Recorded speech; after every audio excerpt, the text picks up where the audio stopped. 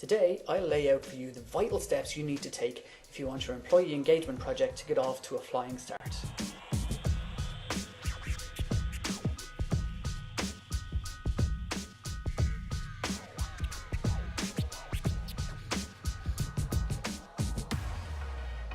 Welcome to episode 6 and the Get Started section of our video series. Well, we've covered the basics now and we've brought you up as far as the starting blocks. So today's video will help you to get off and running in the right direction on your employee engagement journey. Of course, the exact game plan would be tailored depending on the organisation and the culture that you've got. But today I'm going to share some general tried and tested elements that I've used and I know will get you off to a good start and build momentum and success from the get-go. Okay, so let's get started. Assuming you've already got that important buy-in and approval to proceed from your senior leaders, I really believe that the very first place to start is to form a cross-company steering group. And together you're going to have 3 responsibilities or 3 tasks at this pre-launch phase. The first thing you need to do is form a project plan. And within that you're talking about agreeing the scope of the project, the phases you're going to go through and the timelines for each of those phases.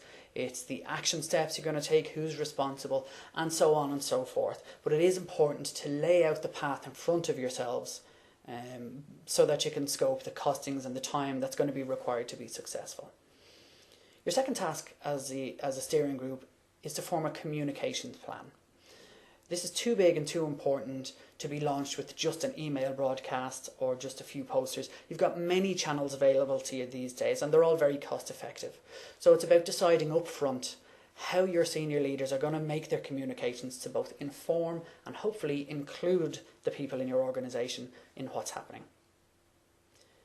Your third responsibility pre-launch is to ensure a very thorough and full understanding at that senior level. If they're going to be the ones communicating it, and I'll explain that shortly, well then they have to have a deeper understanding at this stage than anybody else in the organisation. Of course, these are just the headlines, and that's on purpose because we need to start making these videos a bit shorter. But if you are at that stage of your journey, feel free to drop me an email or a quick phone call and I'll be able to help you flesh out the action steps that you can take with your steering group. When you introduce a new process into your organisation, it's because you want to enjoy results that you're not currently getting. So it is understandable that when something new comes along, everybody focuses on the results and the promises that have been made. But in truth, your people are going to have to go through 3 other phases before the results start to show up. Namely, you're going to have to bring them through an understanding phase, a trust building phase, then they're able to use it, and then you enjoy the results. Now, because this video is the where to start part of our series, I'm going to zoom in on those first 2, the understanding and trust building phases. And we're going to go into those in a bit more detail. The next couple of videos will explain to you what you should measure and how, and what specific tools you want to put in place. So before we zoom in a bit closer, I'll just remind you about the last episode, because all of those errors or mistakes that I want you to avoid apply to these actions too. So if you haven't watched that video already, go back and watch episode 5.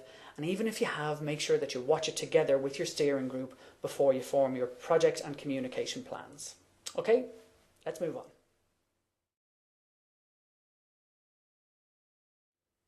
Before you can lead people somewhere new, you have to meet them where they are now. Over the years, they've built up hardwired mindsets and beliefs and habits, and now you're asking them to think differently and act differently. That's difficult and, let's face it, sometimes a bit scary. People will naturally have lots of questions, and if those questions aren't addressed, it's going to be very difficult, if not impossible, to move from the understanding to the trust phase, which means that your project will take longer, will cost you more, and ultimately deliver less impressive results. So here are some of the things you can do to get your people through the first understanding phase. At this launch phase, the aim is not to get into too much detail about what's happening. Instead, you will need to provide people with headline level answers to their most burning questions. Now, I'd suggest brainstorming these with your steering group, but as a starting point, I'm providing you with 10 here that you'll need to incorporate into your early communications plan. I'm going to include them down below here in the show notes on YouTube. But the first and foremost question is to be able to tell people what's happening. People need an answer to that question. What's happening? What will be different and what will stay the same? What are you asking me to do? Very important question is, why are we doing this? Maybe you know because you've done the reading, but they need to know, why are we making this change and why is it worth putting all this effort and time into? Why now? Why are we making this change now? The sixth question is, who's leading this and who's it aimed at? You know, who are the people involved in what roles? What are the benefits for everybody? And in particular, what are the benefits for me? I need an answer to that if I'm going to engage with this. Once I know those general what questions and why questions, I also now need to know how. How is this going to happen? And the last couple of questions now are logistical questions. When is it happening and what's happening next? The second thing you can do at this understanding phase is to deliver a high impact training session, certainly to your managers, but preferably also to your employees. This is a vital bridge between building the understanding and getting people to trust the process. The training for your managers should also include elements of skill building so that they not only know what they've to do, but they're equipped with the skills to be able to communicate and tell people what's happening and set expectations, and ultimately to use the engagement tools that you're putting into place. So if you take these two steps of answering people's questions and delivering this high impact effective training session, you'll get people to one of two places. At a minimum, they'll at least understand it, and you'll have bought yourself enough time and goodwill to prove that they can trust it. People will respond to your questions with, responses like, okay, I get it, I know what we're doing, how we're going to do it more or less, and I know sort of why. Now let's see, I'm willing to give you a chance now and I'll watch and see what happens. That's a minimum, and that's not a bad starting place. But if you've done a really good job at this communication phase here in building understanding, people won't just understand it, but they'll be enthused by it. They'll be ready to lean in and use those tools, and that helps you gain that really vital and valuable traction at the early stages of your project while everybody is watching.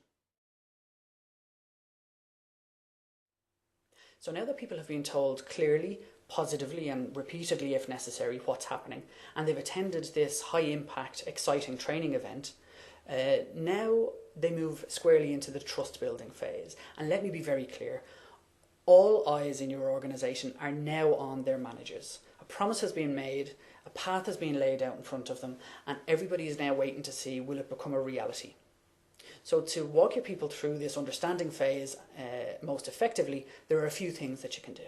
First of all, you need to do what you said you would do, and you need to do it in the timelines that have been laid out.